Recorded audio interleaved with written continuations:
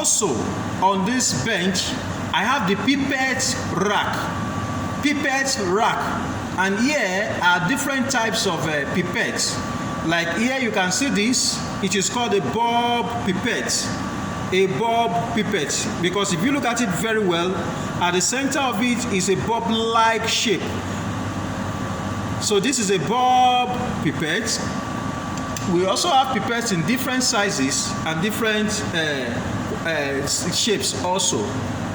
This is a bigger bulb pipette. This is 20 ml bulb pipette. There is a 10 ml bulb pipette. And also we have straight pipettes, the ones without bulb, like the ones you are looking at here. So this rack helps us to keep our pipettes safely.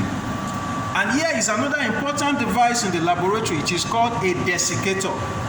A desiccator helps us keep material in such a manner that it does not absorb moisture from the atmosphere. At the base of the desiccator, as you look at it, is a material called the silica gel. So the silica gel helps absorb moisture. If you recall very well, most times if you buy new shoes, for those of you who buy new shoes though, you will always see a small pack, like a sack, but small, mostly like with paper inside the shoe. The essence of it is to absorb moisture that may come near the shoe by any means. And what is inside it is also silica gel. Because of the property of silica, it is used here also at the base of this desiccator to absorb moisture. The desiccator we are having here has a valve, which is called the pressure release valve. When you keep a hot material in the desiccator most of the time, it builds up pressure within the desiccator. So at that point in time, you must try to open this valve for a while for the pressure to be released, and later you lock it up again. So this is a desiccator to keep materials from moisture. When the material is dried also in the drying oven, like a reagent or a salt material, it is also transferred here so that while cooling, it does not absorb moisture again. Here also is a mantle. It is also called hot plate. It is used for heating or boiling in the laboratory when the need arises. Like here, if I need some hot or warm water, I boil it just like this. The nature of the glass helps us such that it doesn't get destroyed by the heat, especially when water is inside it. Here, we are looking at what is called a magnetic stirrer. The use of a magnetic stirrer is to help me mix properly any material I want to mix at any point in time. What I just do is to place the material on top of the magnetic stirrer and put a small magnet inside it. An example of such a magnet that could be placed inside the material is this. For example, viewers, I'm having some solution, or let's say a liquid, inside my volumetric flask, a 500 ml volumetric flask. I will introduce this stirrer into it carefully and then placed on the magnetic stirrer. I've introduced the magnet into the solution, then I place it on the magnetic stirrer, then switch on the stirrer. If you observe well, you can see a stirring.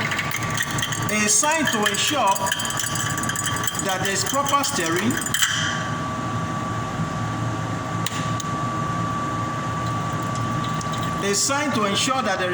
stirring in this case is the fact that a vortex will be formed within the solution. If you look at that shape you are seeing there, you will see a shape at the center of it, like I'm trying to point now. You can see it clearly. That is what is called a vortex. This vortex you are looking at gives you the assurance that the material being stirred is mixing properly. So that is the essence of a magnetic stirrer. Now here is a pH meter for checking pH in the laboratory. A pH meter. This is called a pH meter.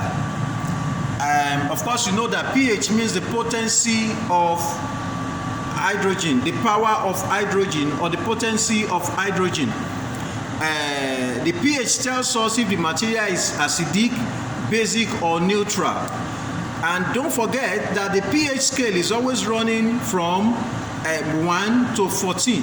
So from 1 to 6, it is acidic. So if this pH device tells me that the material is 6, is 1, 2, 3, 4 to 6, I should know that it is acidic. If it tells me that the material is 7, I should know it is neutral. But if it tells me 8 to 14, I should know it is basic. So that is a pH meter. Also, behind the pH meter are buffers. These buffers are used for calibrating the pH meter regularly, depending on the plan of the laboratory. Some do it every week, some more than that. Like here, we're having the buffer 4.01. Another buffer is for buffer 9.21, and then the neutral buffer is buffer 7.0. Behind it, before I continue, is a test tube rack. The test tube rack is used to keep test tubes in the laboratory. This is an